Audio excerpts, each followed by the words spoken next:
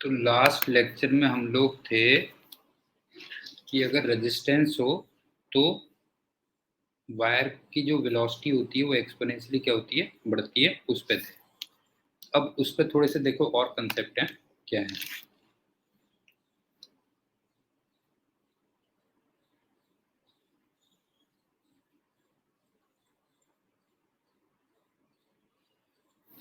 पहला, जैसे ये वायर था, इस पे एफ तो इधर लगा था और ये कांस्टेंट था,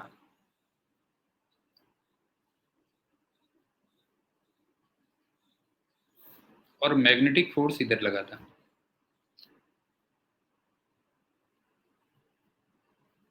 और ये कितना था, आई एल भी था।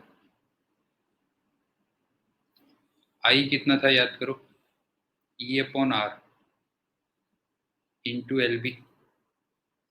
और ई कितना था, बीवीएल था ना, तुम्हें याद होगा, ई था BVL, B B L upon R into L B. या कह लो ये था B square L square upon R into B. बताओ ये समझ में आया। इस पे दो फोर्स लगे हैं, देखो ये हो गया। तो यहाँ पे जो मैग्नेटिक फोर्स है ये प्रोपोर्शनल टू वी है ना, नहीं है, magnetic force proportional to V है। मतलब जैसे जैसे वी बढ़ रहा है तो मैग्नेटिक फोर्स भी बढ़ता जा रहा है। क्यों? As V increases magnetic force also increases. अब ये बताओ कि जब ये मैग्नेटिक फोर्स एफ के इक्वल हो जाएगा तो उसमें नेट फोर्स जीरो हो जाएगा ना। ये तो जब एफ एम की वैल्यू बढ़ते बढ़ते एफ के इक्वल हो जाएगी, क्यों नहीं है, when F M equal to F, तो उस समय नेट फोर्स जीरो हो जाएगा।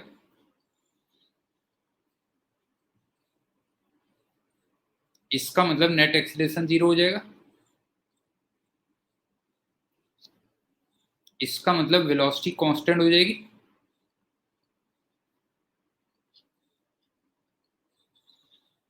और वही कांस्टेंट वेलोसिटी टर्मिनल वेलोसिटी कहलाएगी। क्यों नहीं होता, वही कांस्टेंट वेलोसिटी टर्मिनल वेलोसिटी कहलाएगी। तो इसका मतलब हमें टर्मिनल वेलोसिटी निकालने के लिए क्या करना है बताओ, एफ एम को एफ के इक्वल रखना है। क्यों नहीं है, एफ एम को एफ के इक्वल रखना है। तो एफ एम कितना है, देखो एफ एम है B square L square upon R into V. B square L square upon R into V equal to F के इक्वल करना है। तो यहां से जरा देखना वी कितना निकल के आ गया, F R upon B square L square. और बताओ यही टर्मिनल वेलोसिटी होगी या नहीं होगी, बताओ उज्जवल बता। बेटा ये समझ में आया कि नहीं आया। अप्लाइड फोर्स एफ तो कांस्टेंट था, लेकिन जो उसको रिटार्ड कर रहा है एफ एम, वो धीरे धीरे वेलोसिटी के साथ बढ़ता जा रहा है। क्यों वेलोसिटी के साथ बढ़ता जा रहा है, तो बढ़ते बढ़ते एक स्टेज ऐसी आएगी जब दोनों फोर्सेस क्या हो जाएंगे, इक्वल हो जाएंगे। उस समय नेट फोर्स जीरो हो जाएगा, नेट एक्सेलरेशन जीरो हो जाएगा। इसका मतलब वेलोसिटी कांस्टेंट हो जाएगी, और उसको हम लोग क्या बोल देंगे, टर्मिनल वेलोसिटी बोल देंगे।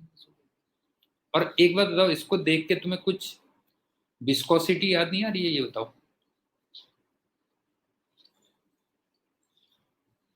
ये बताओ, इसको देख के कुछ विस्कोसिटी याद आ रही कि नहीं आ रही, देखो बताता हूँ कैसे। इसमें वेट नीचे को लगता था और ये कांस्टेंट है।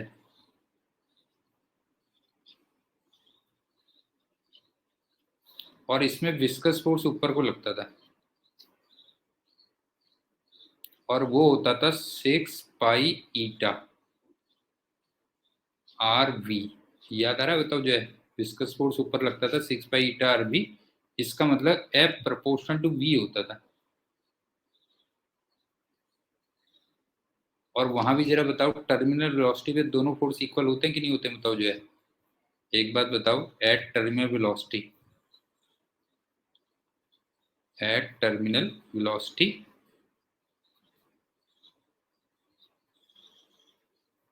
W इक्वल टू F वो होता था बस। यहाँ पे थोड़ा सा मैंने अपथ्रस्ट को छोड़ दिया है, अपथ्रस्ट नहीं लिया मैंने जो है।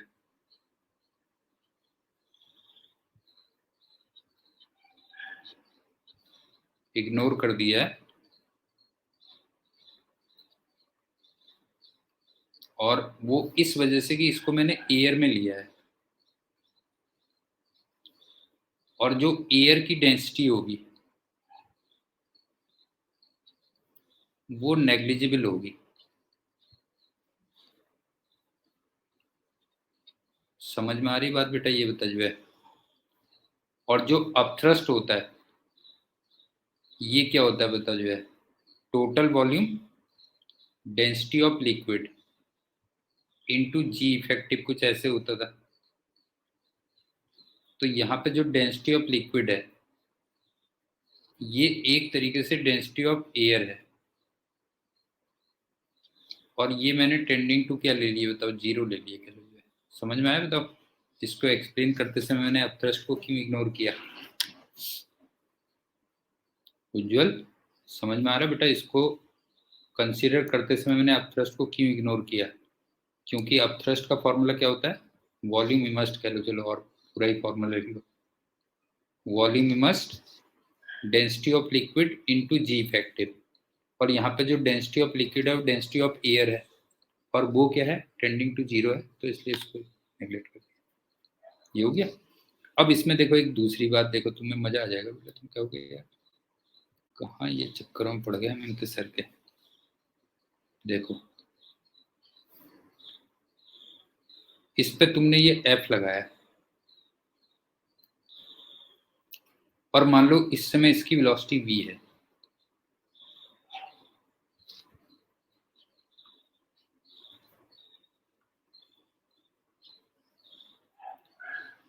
तो एक बात बताओ कि ये जो F फोर्स तुमने अप्लाई किया है ये इसमें कुछ पावर फीड कर रहा है कि नहीं कर रहा है? बताओ जो है।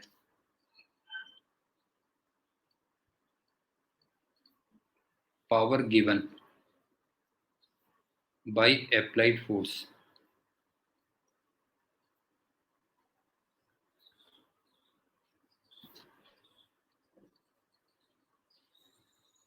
Equal to F into B. बताओ ये समझ में आया कि नहीं आया?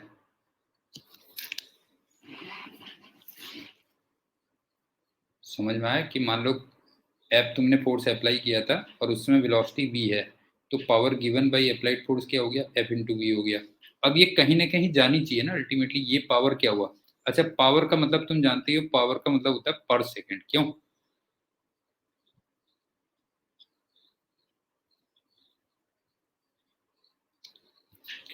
अब ये बताओ ये कहीं ना कहीं जानी चाहिए ना, ये पावर कहीं ना कहीं जानी चाहिए कि नहीं जानी चाहिए? बताओ जो है।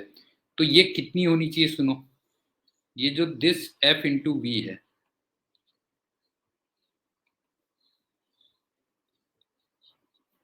ये एक तो होगी पावर कंज्यूम्ड बाय रेजिस्टेंस,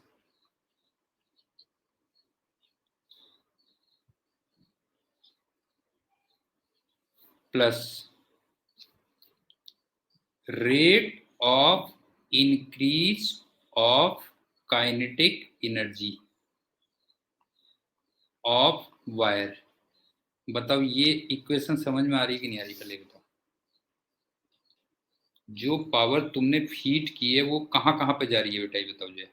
एक तो पावर कंज्यूम्ड बाय रेजिस्टेंस आ रही है, और दूसरा है rate of increase of kinetic energy of wire, यहां जा रही है। क्यों? ये हो गया। अब मैं इक्वेशन रख रहा हूं, देखो F into V equal to, एक तो आ गया आई स्क्वायर आर, ये आ गया, plus D by D T of half M V square. बताओ ये क्लियर हुआ या नहीं हुआ?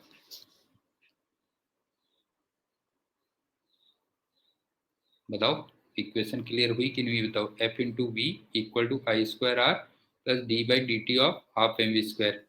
अब देखो बेटा, तुम भी याद रखोगे। आई को मैं क्या लिख रहा हूं, देखो ई बाई आर, इसका square into R plus half M तो कॉमन आ गया, वी स्क्वायर का डिफ्रेंसिएशन हो गया 2v, वी वेरिएबल है ध्यान रखना, into D V by D T. बताओ ये समझ में आई इक्वेशन?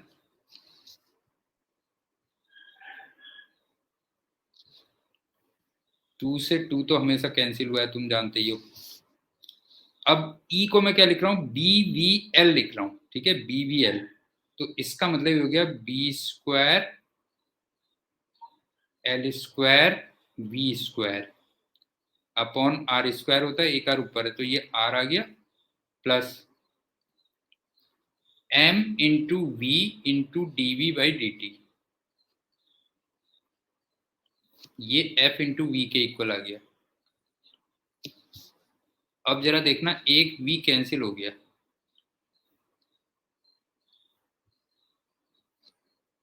तो लास्ट में इक्वेशन देखो डीवी अपॉन क्या बन रही है बताओ, जो है D V upon F minus B square L square upon R into V equal to 1/m into D T. बताओ ये इक्वेशन हमने पहले भी निकाली थी या नहीं निकाली थी? सोम याद कर बेटा, ये इक्वेशन हमने पहले निकाली थी कि नहीं निकाली थी? बता जो है, यही पहले निकाली थी ना। यहाँ पे हमने लिमिट रख दी थी 0 से t, और यहाँ पे हमने लिमिट क्या रख दी थी, 0 से v। बस हो गया, इसके बाद हमने किया हुआ। तो मेरे ख्याल से दोनों पॉइंट समझ में आ गए होंगे ना, कि जो फोर्स तुमने अप्लाई किया उसने जो पावर फीड की वो अल्टीमेटली कहाँ कहाँ जा रही है बता जो है। एक तो रेजिस्टेंस में हीट के फॉर्म में डिसिपेट हो रही है, और एक वायर की काइनेटिक एनर्जी भी बढ़ती जा रही है ना धीरे धीरे जो है, ये खेल। अब चलते हैं कैपेसिटर वाला केस। बेटा मजा आ रहा है कि नहीं आ रहा, पहले ये बता, पहले ये बता मजा आ रहा है कि नहीं आ रहा है उज्जवल?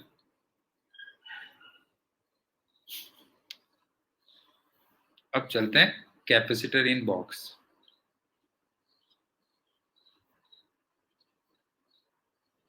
हाँ मुझे तो बहुत मजा आ रहा है,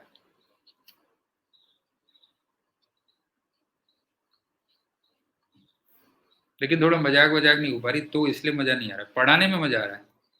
उज्जवल समझ में आ रहा है ना, पढ़ाने में तो मेरे को मजा आ रहा है हाँ, लेकिन वो बिना मजाक वजाक के ना मुझे मजा नहीं आता पढ़ाने में, तो वो चीज मैं मिस कर रहा हूँ। चलो कोई बात नहीं, जिंदगी में नहीं मिलता यहाँ प्यार हर किसी को, समझ गए ना? हाँ, तो हर चीज नहीं मिलती जो है। तो अब चलते हैं कैपेसिटर इन बॉक्स। सुनो, अब तू बेटा बच्चा हुआ, हम हुए बुढ़े आदमी, है ना?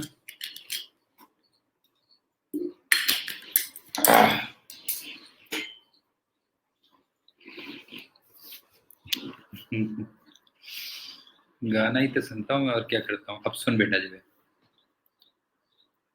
जो फोर्स तुमने अप्लाई किया था उससे वायर को एक्सीलरेशन मिलेगा, एक्सीलरेशन से वेलोसिटी मिलेगी, वेलोसिटी से मोशनल ईएमएफ मिलेगा। हाँ ध्यान से देखना, मोशनल ईएमएफ बीवीएल, या पोटेंशियल डिफरेंस, कुछ भी मिलो कह लो। अब ध्यान से देखना, इससे आपके कैपेसिटर चार्ज हो जाएगा, कैपेसिटर इज चार्ज्ड। पहली बार क्या हो रहा था, इस मोशनल ईएमएफ से करंट फ्लो हो रही थी, क्यों? इस मोशनल ईएमएफ से करंट फ्लो हो रही थी, लेकिन अब के कैपेसिटर चार्ज हो जाएगा, और वो कितना चार्ज होगा, Q equal to C into v, इसका मतलब c into B V L. बता, कोई डाउट है?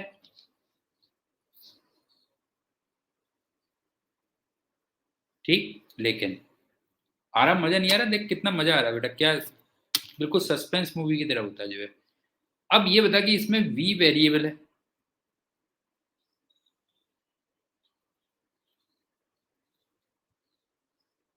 तो इसका मतलब ये q वेरिएबल हो गया।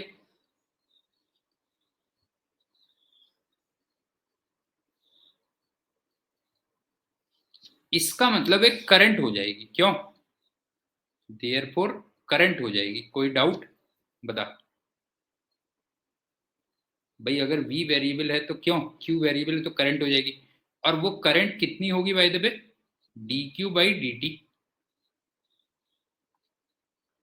अब जरा देख, इसको मैं डिफ्रेंशिएट कर रहा हूँ, इसको डिफ्रेंशिएट कर रहा हूँ, तो ये आ गया BLC/dV/dt।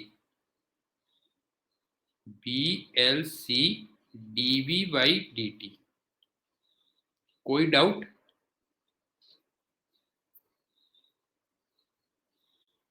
क्लियर हो गया?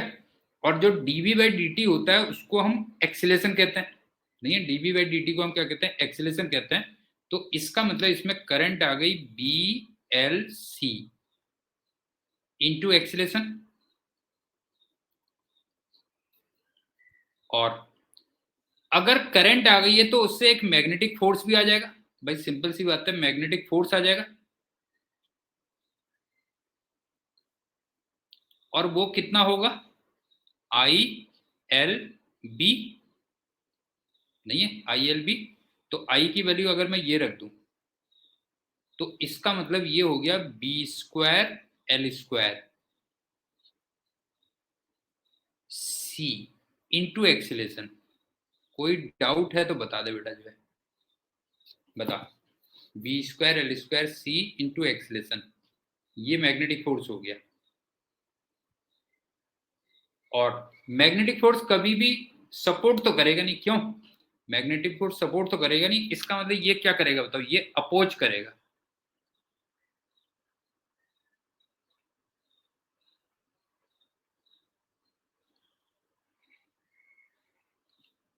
मतलब ही नहीं है सपोर्ट करने का। तो इसका मतलब नेट फोर्स कितना हो गया बता जो है? नेट फोर्स आ गया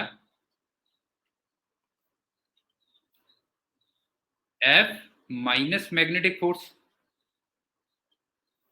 और F माइनस मैग्नेटिक फोर्स कितना आ रहा है देख, B²L² C इंटू एक्सीलरेशन आ गया।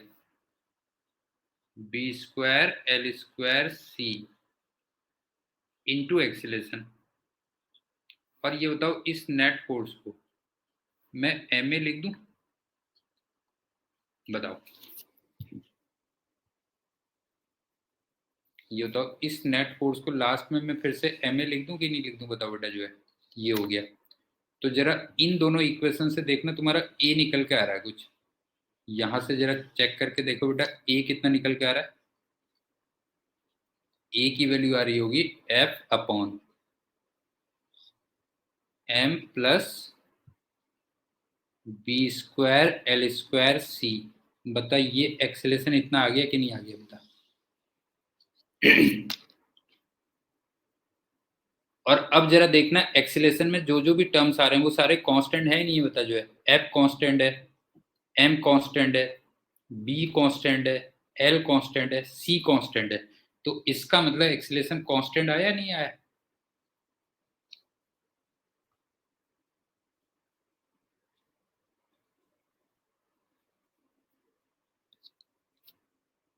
लेकिन ये एक्सेलेशन जरा चेक करके देखना, एक्सेलेशन लेस देन F/m दिख रहा होगा तुम्हें।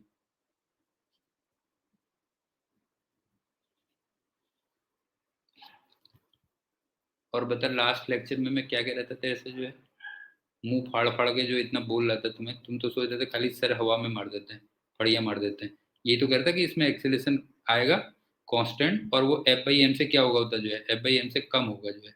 तो बता, आ गया कि नहीं आ गया? बता जो है, ये हो गया, बस हो गया।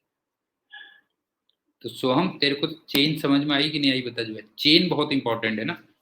कि फोर्स से एक्सीलरेशन आया, एक्सीलरेशन से वेलोसिटी आई, वेलोसिटी से मोशनल ईएमएफ हुआ।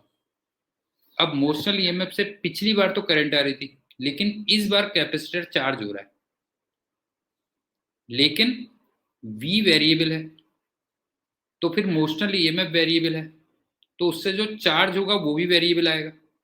इसका मतलब करंट आएगी, और उस करंट से फिर एक मैग्नेटिक फोर्स आएगा।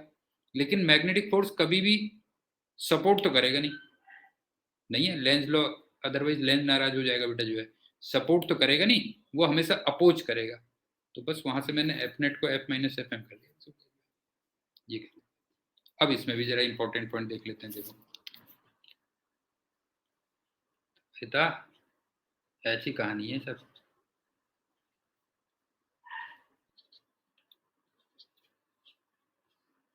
देखना हाँ,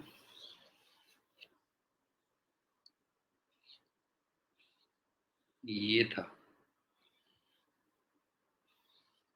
और मैंने मैग्नेटिक फील्ड क्रॉस में लिया था। ये F इधर है, और मान लो किसी टाइम पे वेलोसिटी v है, लेट एट टाइम t।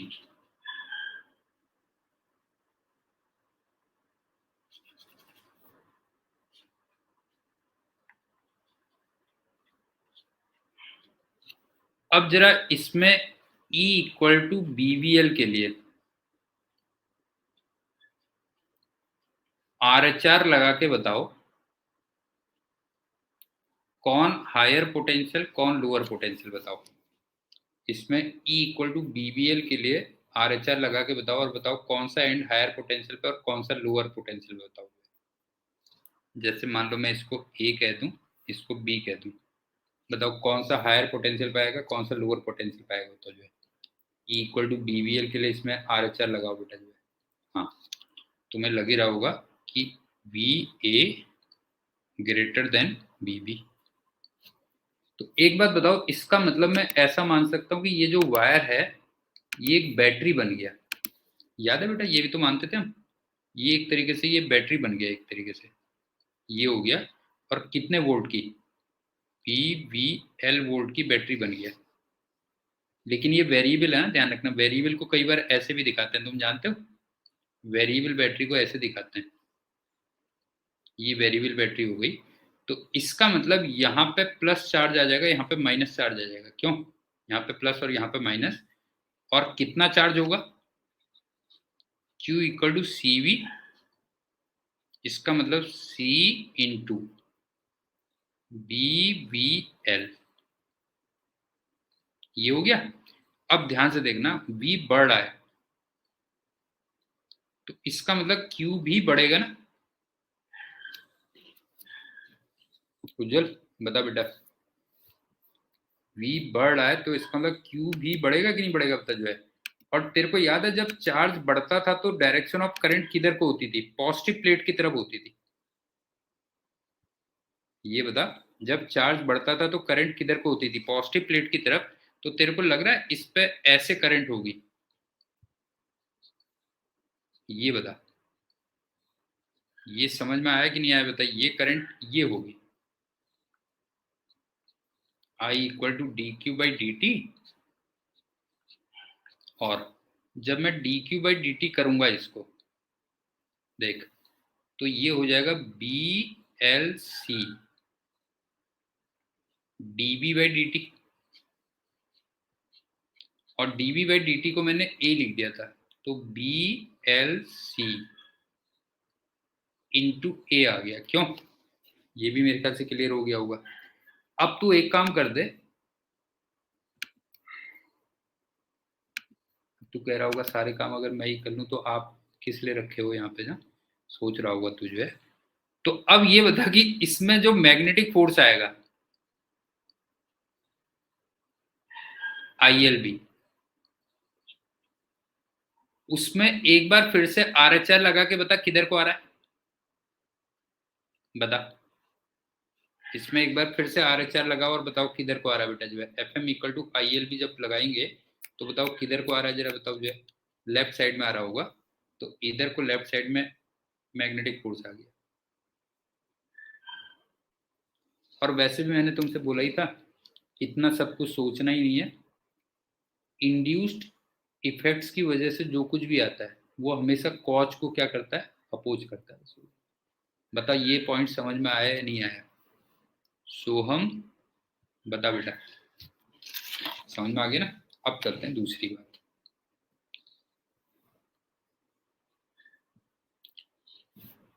अब वही वाली बात है कि जो तुमने पावर फीड की थी, पावर गिवन,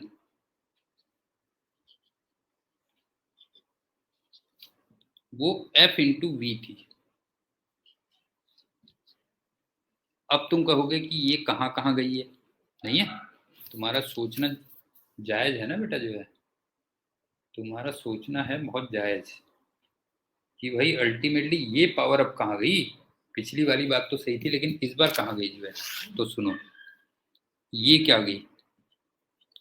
एक तो rate of increase of kinetic energy of wire, ये तो है ही है, ये तो सेम है, rate of increase of kinetic energy of wire, वो तो है ही है, plus rate of increase of electrostatic potential energy of capacitor. बताओ ये समझ में आया कि नहीं आया? बताओ इक्वेशन समझ में आई कि नहीं आई बेटा? बताओ जो है rate of increase of kinetic energy of wire plus rate of increase of electrostatic potential energy of capacitor, ये हो गया। तो इसका मतलब ये बनेगा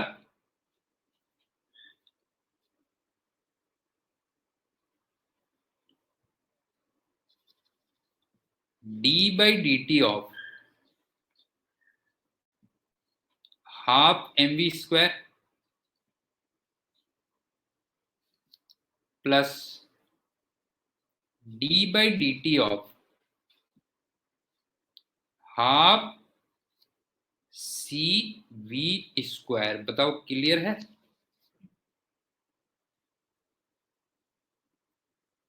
बताओ d/dt of half mv² plus half d/dt of half cv²। यहाँ पे जो v रखोगे उसको रख देना bvl रख देना, बस हो गया। क्यों? अब ये बताओ, इसका डिफरेंशिएशन वाला पार्ट मैं तुम्हें होम असाइनमेंट पे छोड़ूं? बताओ, इतना पार्ट मैं तुम्हारे लिए होम असाइनमेंट के लिए छोड़ूं बेटा? इसको डिफरेंशिएट करके कौन सी इक्वेशन निकालोगे बताओ? मैं फाइनली जो तुम इक्वेशन निकालोगे ना, ये वाली इक्वेशन निकालोगे, ये वाली इक्वेशन। समझ में आ गया? बताओ, वहां से जब डिफरेंशिएट करोगे तो ये वाली इक्वेशन निकालोगे। इसको चेक जरूर कर लेना तुम लोग, फाइनली तुम्हारी ये इक्वेशन निकल जाएगी। ये हो गया। अब चलते हैं इंडक्टर वाला केस।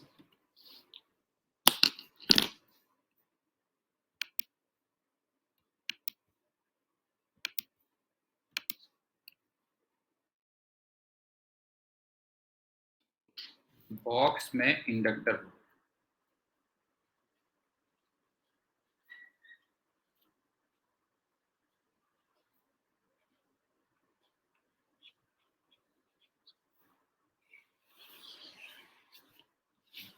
तो तुम्हें याद है मैंने बताया था कि इस केस में तुम्हें वो नहीं देगा, फोर्स नहीं देगा, बल्कि वायर को एक वी नॉट वेलोसिटी दे देता है और फिर वो एसएचएम शुरू कर देता है। ये बताया था कि नहीं बताया था? बताओ जो है, तो उसको देखो।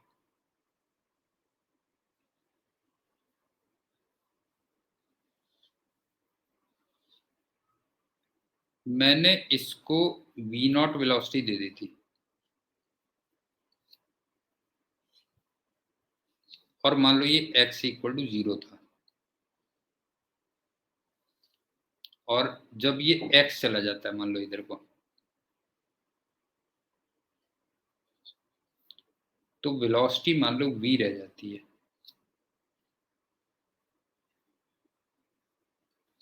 इतना तो कंफर्म है इस पे, इधर को एक रिटार्डिंग फोर्स होगा Fm, क्यों? और कोई बाहर से तो कोई फोर्स लगाया नहीं है, Fm होगा, ये कहते हैं। अब सुनो,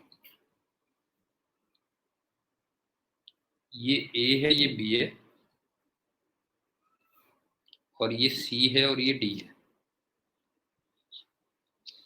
अब तो मेरे को ये बताओ, तुम्हें ऐसा लग रहा है VAB इक्वल टू VCD होगा? बताओ बताओ, ऐसा फील हो रहा है कि नहीं हो रहा? बताओ, VAB और VCD इक्वल होंगे, पहले ही बताओ।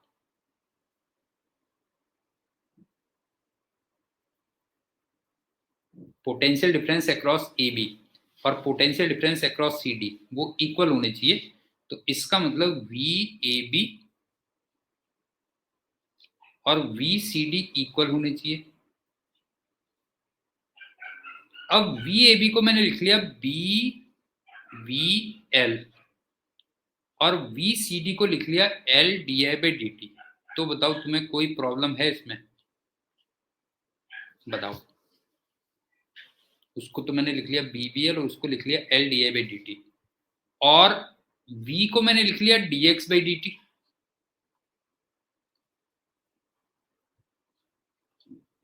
बताना, बताओ। V को मैंने लिख लिया dx/dt, इसका मतलब ये इक्वेशन कुछ ऐसी बन गई, BL dx equal to L into DI। बताओ, ये समझ में आया कि नहीं आया?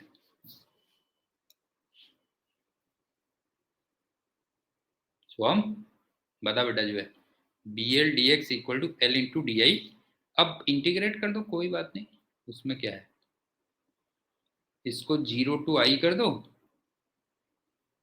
इसको 0 टू x कर दो, तो एक तरीके से BLX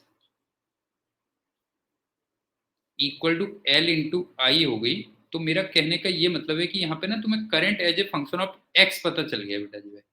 current as a function of x कितना पता चल गया? बता, BL/L इंटू एक्स। ये समझ में आया? यहां से मैंने ये निकाला है, एक्चुअल में current as a function of x निकाला है।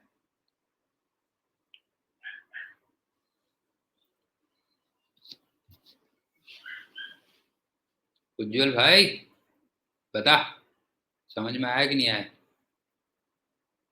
ठीक। अब सुनो, अब ये जो मैग्नेटिक फोर्स है ये रिटार्डिंग नेचर का है। ऑब्वियस सी बात है, रिटार्डिंग ही होगा, तो माइनस में अपनी तरफ से लगा दूंगा, ठीक है, कि मोशन इधर को है और ये इधर को लगा हुआ है। तो यहाँ पे जो मैग्नेटिक फोर्स है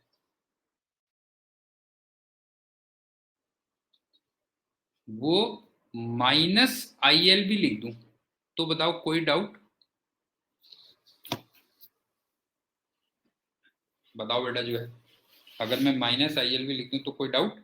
लेकिन आई को मैंने इतना निकाल लिया था, आई को मैंने ये लिख लिया था, तो जरा देखना ये कितना हो जाएगा, -B²L² upon L into x. अब जरा देखना, Fm equal to -KX type का हो गया।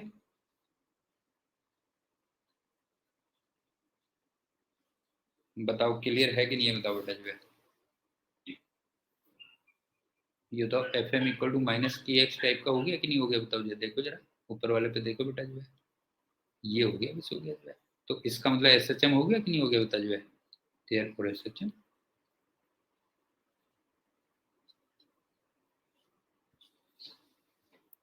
आगे समझ में?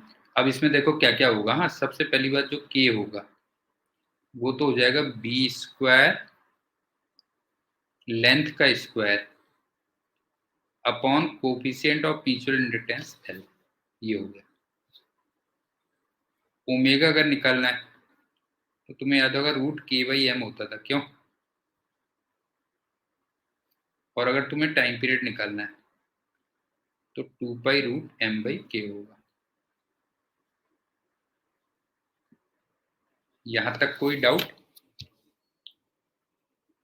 यहां तक कोई डाउट है तो बताओ बेटा जो है, नहीं ना? अब सुनो, ये जो वी नॉट वेलोसिटी है ये x इक्वल टू 0 पे है ना, तो इसका मतलब मैक्सिमम वेलोसिटी हो गई। ये बताओ, V naught velocity x equal to 0 पे है, तो इसका मतलब ये एस एच एम की मैक्सिमम वेलोसिटी हो गई कि नहीं होगी, बताओ जो है। तो वी नॉट को तुम लिख लोगे, वी नॉट को लिख लो ओमेगा ए, तो यहां से तुम्हें एम्पलीट्यूड ऑफ ऑसिलेशन पता चल गया कितना, वी नॉट बाई ओमेगा पता चल गया। मेरे ख्याल से ये भी क्लियर हो गया होगा। और एक लास्ट पॉइंट,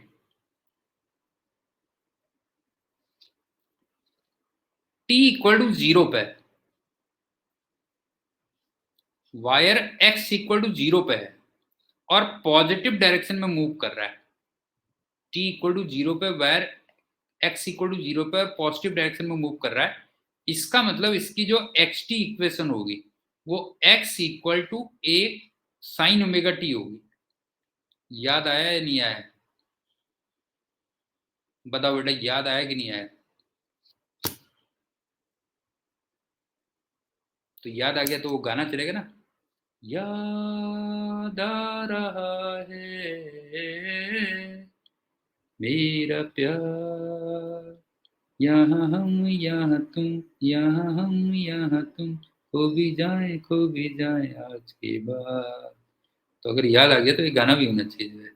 तो ये समझ में आ गया कि नहीं आ गया, एक्स इक्वल टू 0 पे, टी इक्वल टू 0 पे एक्स इक्वल टू 0 पे था और पॉजिटिव डायरेक्शन में मूव कर रहा था। इसका मतलब इक्वेशन क्या होगी, तो X equal to A sine omega T होगी, ये होगी।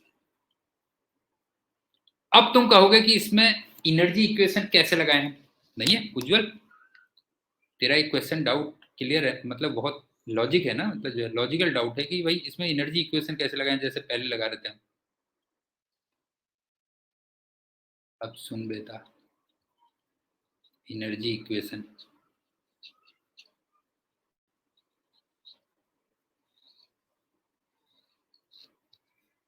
ये बता कि यहां पे कोई एक्सटर्नल फोर्स तो लगाया नहीं तुमने, क्यों, नो एक्सटर्नल फोर्स, हाँ, no external forces applied.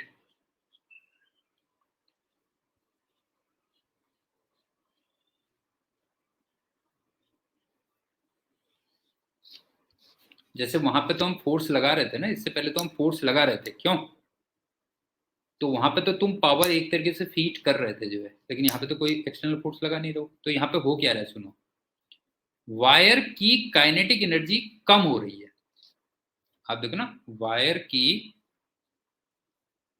Kinetic energy decrease कर रही है। तो जो इंडक्टर में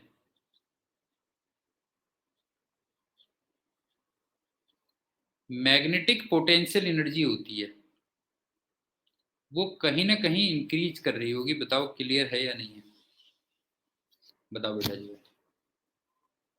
वायर की काइनेटिक एनर्जी कम हो रही है तो इंडक्टर की जो मैग्नेटिक पोटेंशियल एनर्जी है वो क्या हो रही होगी, बढ़ रही होगी। लेकिन जो हम कैलकुलेशन करते हैं हमेशा पर यूनिट टाइम की करते हैं, क्यों, कैलकुलेशन हमेशा हम क्या करते हैं, पर यूनिट टाइम की करते हैं। तो बताओ, अगर मैंने इक्वेशन ये लिखी, T by D T of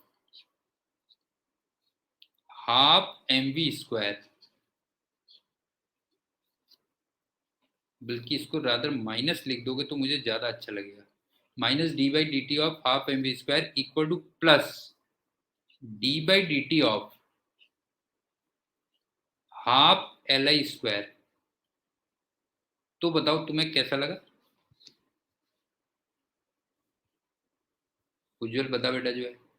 अगर मैं लिख दूं minus D by D T of half M V square equal to plus D by D T of half L I square, ये हो गया। अब ये बता, इसके आगे का पोर्शन तुम्हें होम असाइनमेंट के लिए छोड़ दूं, बताओ, छोड़ दूं, ठीक, तो इसके बाद हो गया होम असाइनमेंट, कर लोगे मेरे ख्याल से जो है। तो तीनों केस मैंने बता दिए, रेजिस्टेंस वाला, कैपेसिटर वाला और इंडक्टर वाला। अब चलते हैं मिक्स।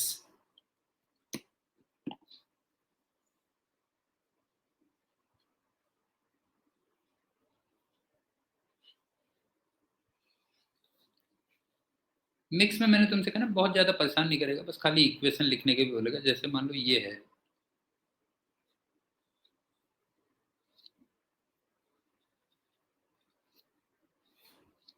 और किसी टाइम पे मान लो ये v है, देखना ना, ये a है, ये b है, ये c है, ये d है। तो एक बात बताओ, v a b equal to v c d लिख दूं?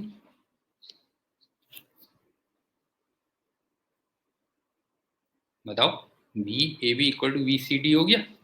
और जो v c d है वो v across r plus v across c plus v across l, ये हो जाएगा। अब इसको तुम लिख दोगे BVL, इसको लिख दोगे IR, इसको लिख दोगे Q बाई सी, और इसको लिख दोगे L DI बाई dt। तो बताओ कैसा रहा?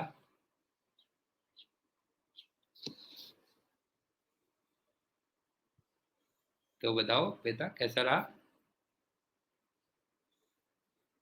बस हो गया, इसी टाइप से कुछ पूछ लेगा और कुछ नहीं है। हाँ समझ गए ना, वी ए बी हो गया BVL, वो हो गया IR, वो आ गया Q by C equal to L DI by dt, ये हो गया, ये हो गया बेटा, समझ गया?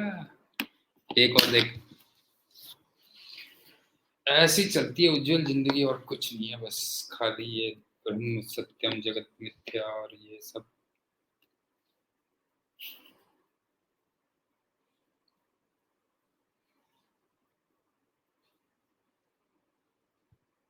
ऐसे ना कुछ इस टाइप से होगा, देखिए थीटा है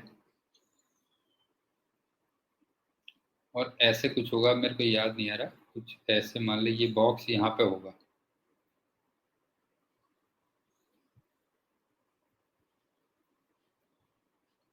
तो ये वायर नीचे गिर रहा होगा।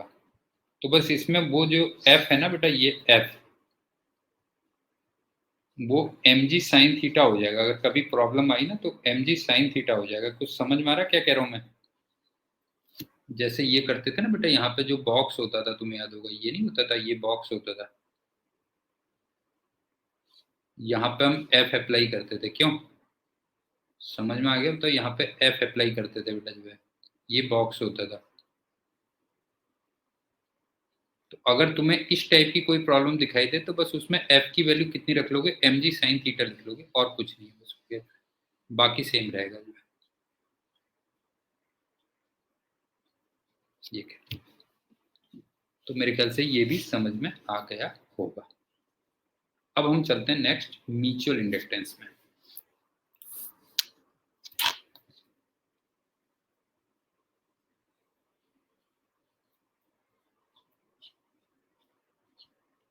म्यूचुअल इंडक्टेंस,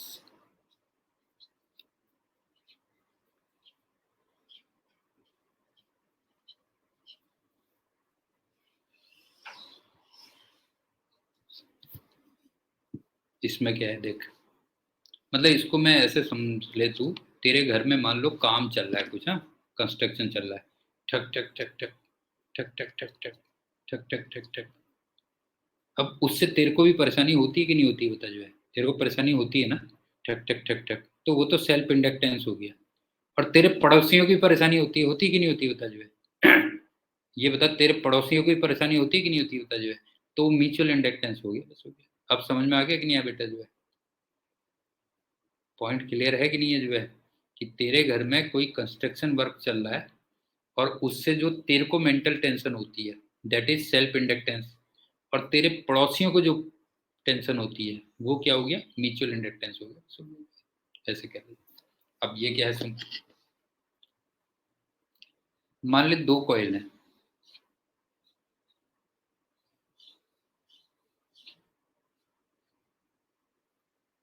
एक को कई बार हम लोग प्राइमरी बोल देते हैं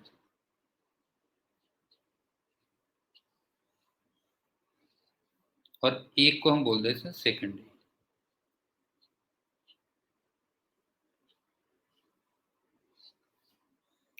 अब सपोज करो तुमने इसमें I1 करंट दी, मान लो प्राइमरी में, इसको 1 कह देता हूं मैं, इसको 2, इसको तुमने I1 करंट दी। तो ये बताओ कि इसका एक मैग्नेटिक फील्ड प्रोड्यूस हो जाएगा ना? नहीं, मतलब इसका एक मैग्नेटिक फील्ड प्रोड्यूस हो जाएगा। इससे 1 से भी फ्लक्स लिंक होगा और इससे 2 से भी फ्लक्स लिंक होगा। अब ये बताओ जब तुम I1 को चेंज करोगे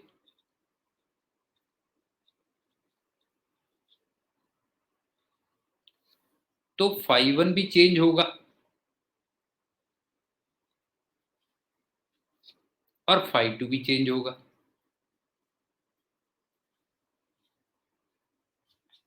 और तुम जानते हो कभी भी मैग्नेटिक फ्लक्स चेंज होता हुआ दिखाई दे तो जो फैराडे और लेंज आराम कर रहे हैं अपना कब्र में जो है, वो एकदम से उठ के आ जाते हैं। तुम जानते ही हो जो है, नहीं है?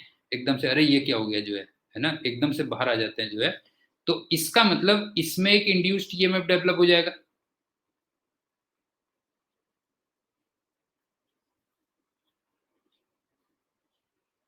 E1, और एक इसमें इंड्यूस्ड ईएमएफ डेवलप हो जाएगा E2। समझ में आ गया? बताओ जो है।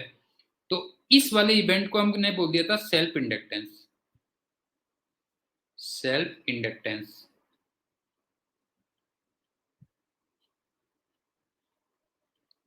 और दूसरे वाले को हम क्या बोल देंगे? Mutual inductance. समझ में आ गया? जो से नहीं आया बता बता।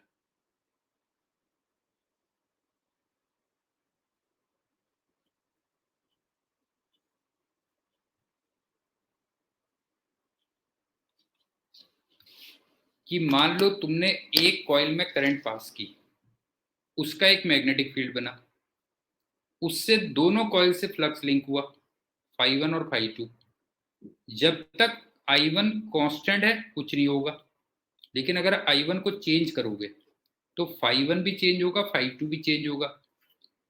φ1 के चेंज होने से फर्स्ट कॉइल में जो इंड्यूस्ड ईएमएफ डेवलप होगा उसको हम सेल्फ इंडक्टेंस कह देंगे, और φ2 के चेंज होने से बगल वाली कॉइल में जो इंड्यूस्ड ईएमएफ डेवलप होगा उसको हम म्यूचुअल इंडक्टेंस बोल देंगे। बताओ क्लियर हुआ या नहीं हुआ?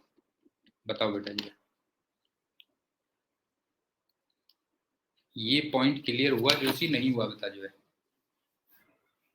बता दे। कोई जल्दीबाजी नहीं है मेरे को जो है, कोई जल्दीबाजी नहीं है। वैसे भी जल्दी क्लास लेके जाऊंगा तो तुम्हारी आंटी घर में काम ही करवाना उन्होंने, समझ गए ना? और कुछ तो करना नहीं। जल्दी क्लास लेके चला जाऊंगा तो काम ही करवाना। इससे बेटर ये है कि ऑफिस में ही रहो, ज्यादा से ज्यादा टाइम ऑफिस में रहो बेटा जो है ना?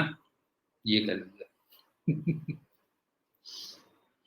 तो तू क्या सोच रहा है कि मैं जो है गंदी कोल्ड ड्रिंक पीने निकल जाऊंगा दोस्तों के साथ? तू क्या सोच रहा है? तेरी सोच ही गलत है जो है। तू ये सोच रहा है सर क्लास लेंगे उसके बाद अपने दोस्तों के साथ निकल जाएंगे और गंदी कोल्ड ड्रिंक पीने निकल जाएंगे।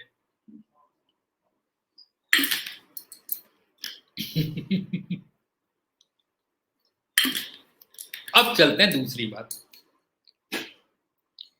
सेल्फ इंडक्टेंस हम पढ़ चुके हैं, म्यूचुअल यहां पे पढ़ेंगे, ध्यान रखना।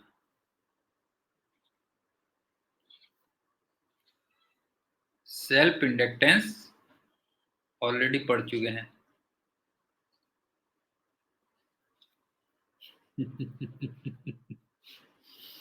हाँ, अपना जुड़वा भाई भी तो करना है, ऑलरेडी डिस्कस।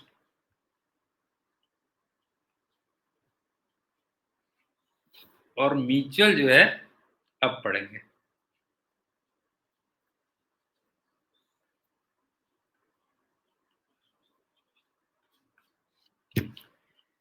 अब चलते हैं तीसरी बात।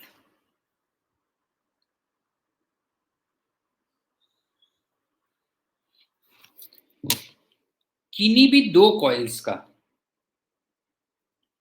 एक म्यूचुअल इंडक्टेंस होगा, कोफिशिएंट ऑफ म्यूचुअल इंडक्टेंस होगा, जैसे पिछली बार कोफिशिएंट ऑफ सेल्फ इंडक्टेंस था। तो कोई भी अगर दो कॉइल्स हैं, या रादर ये कह लो कि दो सिस्टम कह दे रहा हूं, वो ज्यादा बेटर है।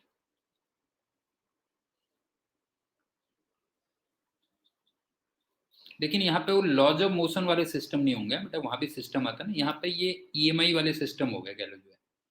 पॉइंट समझ में आ गया? सिस्टम में एकदम से दिमाग में आता है लॉज ऑफ मोशन वाले सिस्टम, वो नहीं, ईएमआई वाले सिस्टम। तो उनका एक कोफिशिएंट ऑफ म्यूचुअल इंडक्टेंस होगा,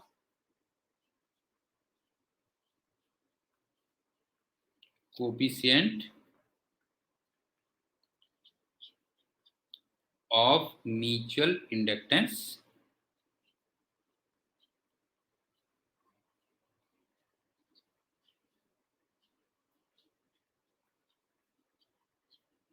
जिसको हम लोग एम से दिखाएंगे।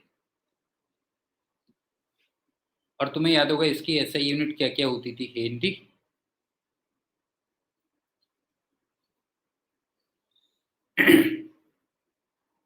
जूल पर एम्पियर स्क्वायर, वेबर पर एम्पियर, और एक और होती थी तुम्हें याद होगा क्या थी?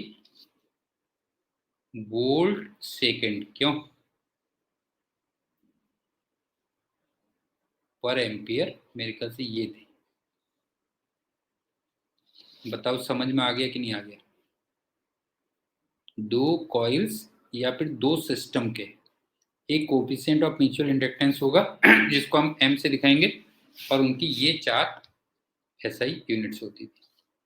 अब चलते हैं fourth point.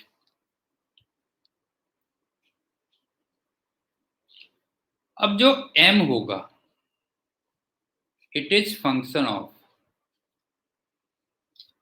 number of turns in 1, number of turns in 2, radius of 1, radius of 2,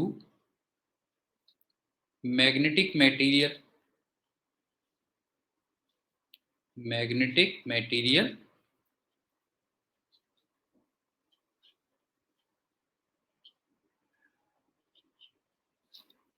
field between them,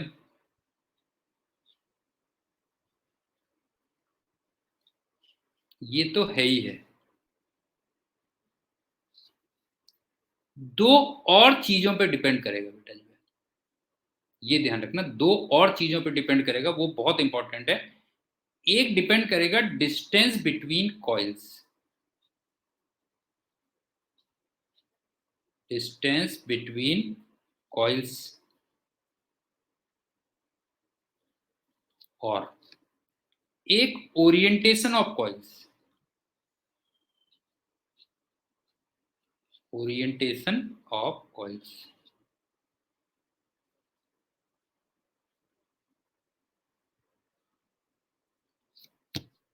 जैसे एक सिंपल सी बात सुन, मैंने तुझसे कहा तू अपने कमरे में, तेरे कंस्ट्रक्शन चल रहा है जो है, तो तेरे पड़ोसियों को जो प्रॉब्लम हो रही है दैट इज म्यूचुअल इंडक्टेंस। लेकिन ये इस पे भी तो डिपेंड करेगा ना, तेरा पड़ोसी कितना नजदीक है बेटा जो है। पता लगा तेरा सबसे नजदीक पड़ोसी 1 किलोमीटर दूर रहता है मान ले, तो उसको क्या प्रॉब्लम होगी बता जो है। समझ में आ गया? ठीक। और एक ओरिएंटेशन पे भी डिपेंड करेगा, कि पता लगा तेरे घर की दीवार ये है, तेरे पड़ोसी के घर की दीवार ये है, और तू इसी दीवार में खटखट कर रहा है जो है, तो उसको ज्यादा परेशानी होगी। समझ में आ गया होगा? ये तेरी दीवार, ये तेरी पड़ोसी की दीवार बेटा जो है, और उसी दीवार में तू खटखट करने में लगा हुआ जो है, ठीक है, तो उसको ज्यादा परेशानी होगी जो है। और पता लगा तेरी दीवार ये है, उसकी दीवार है तो पड़ोसी यहाँ लेकिन यहाँ पर रखी हुई है, तो फिर उसको उतनी ज्यादा प्रॉब्लम नहीं होगी जो है। तो मेरे ख्याल से समझ में आ गया होगा। तो उन सब फैक्टर्स पे तो डिपेंड करेगा ही करेगा, साथ में इसमें भी डिपेंड करेगा कि कॉइल्स के बीच की कितनी डिस्टेंस है और उनका ओरिएंटेशन कैसा है। ठीक, जैसे फिगर बना दे रहा हूँ वैसे तो समझ में आ गया, लेकिन तू जानता ही है मैं घर तक छोड़ के आता हूँ और फिर घर में वो सारी चीजें रहती रहती हैं जो है ना। तो पूरा काम करता हूँ, पक्का काम बेटा जो है। एग्जाम्पल जैसे देख, एक कॉइल ये है, हाँ, और एक दो कॉइल ऐसे रखी हुई है, ये म्यूचुअल इंडक्टेंस M1 है, ये म्यूचुअल इंडक्टेंस M2 है। तो बता कौन बड़ा होगा, M1 या M2? बता बेटा, कौन बड़ा होगा? बच्चा भी बता देगा, M1 will be greater than M2। और एग्जाम्पल देख, कॉइल्स को ऐसे रखा हुआ है और एक केस में कॉइल्स को ऐसे रखा हुआ है, ये M3 है ये M4 है। अब बता किस में म्यूचुअल इंडक्टेंस तेरे को ज्यादा लग रहा है, बता जो है 3 में है 4 में, बता जो है 3 में।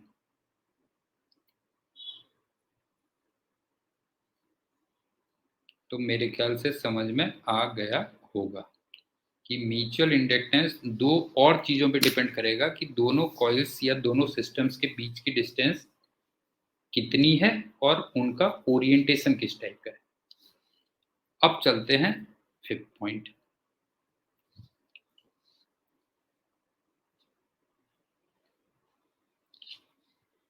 जैसे तुम्हें याद है वहां पे एल की हमने दो डेफिनेशंस की थी, क्यों? एल की हमने दो डेफिनेशंस की थी, उसी टाइप से एम की भी दो डेफिनेशंस होती है।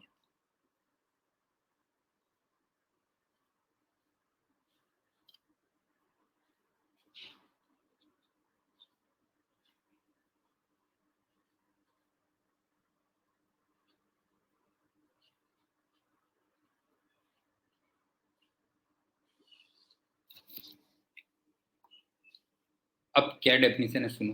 पहली,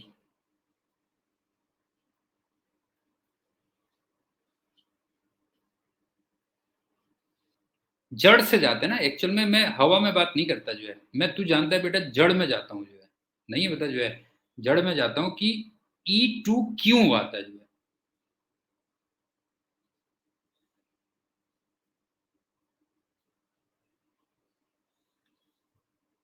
E2 इसलिए हुआ था कि जब तुमने I1 करंट दी थी तो उससे phi2 बन गया था। बताओ E2 की जड़ ये है या नहीं है, बता जो है शिवम, बता बेटा E2 की जड़ ये है कि नहीं है, बता कि जब तूने I1 दिया था तो उससे दूसरी कॉइल में फ्लक्स लिंक हो गया था, बिकॉज जब तूने यहां पे करंट चेंज की तो यहां फ्लक्स चेंज हुआ, इसका मतलब वहां ईएमएफ हो गया। अब मेरे को ये बता, जितना ज्यादा करंट होगी उतना ज्यादा फ्लक्स लिंक होगा या नहीं होगा, बता जो है, वहां भी यही डेफिनेशन होती थी ना, इसी टाइप से होती थी। ये बता जितना ज्यादा करंट होगी उतना ज्यादा फ्लक्स लिंक होगा कि नहीं होगा, बता जो है, यही होगा ना। तो इसका मतलब ये बना सीधे सीधे total flux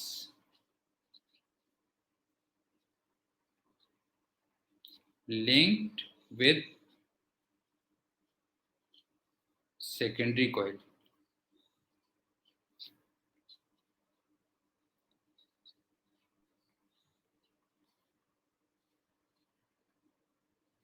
is proportional to current in primary. मेरे ख्याल से लॉजिकल लग रहा होगा तुम्हें, क्यों? करंट इन प्राइमरी, या इसको तुम कह सकते हो N2 phi2 proportional to I1 हो गया। और ऑब्वियस सी बात है यहाँ पे जो प्रोपोर्शनलिटी कांस्टेंट होगा वो सब उन्हीं फैक्टर्स पे डिपेंड करेगा ना जो मैंने मेंशन किए थे। ये बताओ यहाँ पे जो प्रोपोर्शनलिटी कांस्टेंट होगा, प्रोपोर्शनलिटी कांस्टेंट,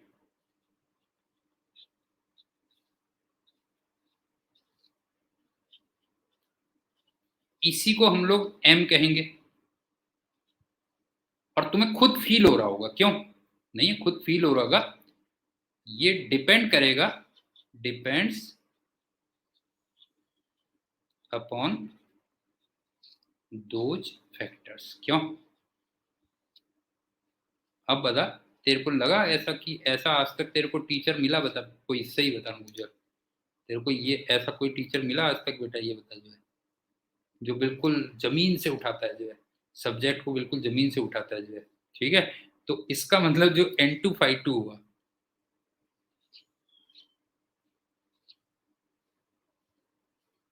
N2 phi2 वो हो गया M × I1,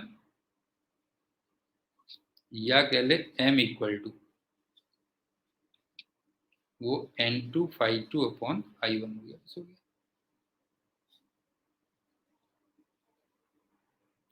समझ में आ गया बेटा जो है,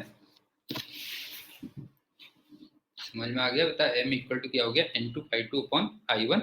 या इसको मैं ऐसे भी तो कह सकता था, उल्टा भी तो कर सकता था बेटा, ये बता, और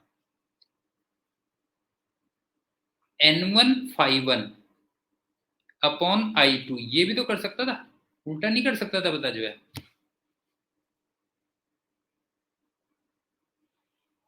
ये भी हो सकता है ना, उल्टा भी तो हो सकता है कि नहीं हो सकता बता जो है, ये भी हो सकता है।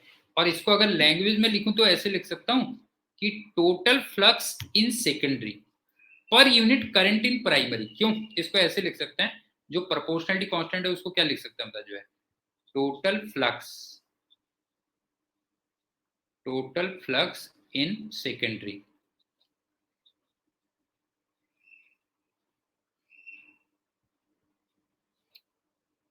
पर यूनिट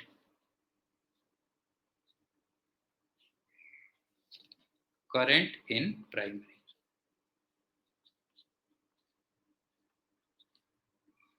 ये कह लो बस हो गया। मतलब एक कॉइल में 1 एम्पियर की करंट पास कर लो और दूसरी कॉइल से टोटल फ्लक्स कैलकुलेट कर लो, तो न्यूमेरिकली वो उस प्रोपोर्शनलिटी कांस्टेंट के इक्वल आ जाएगा जिसको हम एम कह रहे हैं। समझ में आया? एक कॉइल से 1 एम्पियर की करंट पास करो और दूसरी कॉइल में टोटल फ्लक्स कैलकुलेट कर लो, तो न्यूमेरिकली मैंने तुमसे कहा वो किसके इक्वल आ जाएगा बताओ जो है, वो इक्वल आ जाएगा उस प्रोपोर्शनलिटी कांस्टेंट के इक्वल जिसको हम क्या बोल रहे हैं बताओ जो है, coefficient of mutual inductance M बोल रहे हैं। बस हो गया, ये हो गया। अब एक काम करते हैं, सेकंड डेफिनेशन इसकी नेक्स्ट लेक्चर में करते हैं। ये तो पहली डेफिनेशन हो गई, सेकंड हम इसकी डेफिनेशन करते हैं नेक्स्ट लेक्चर। ठीक है, okay, bye, thank you and good day.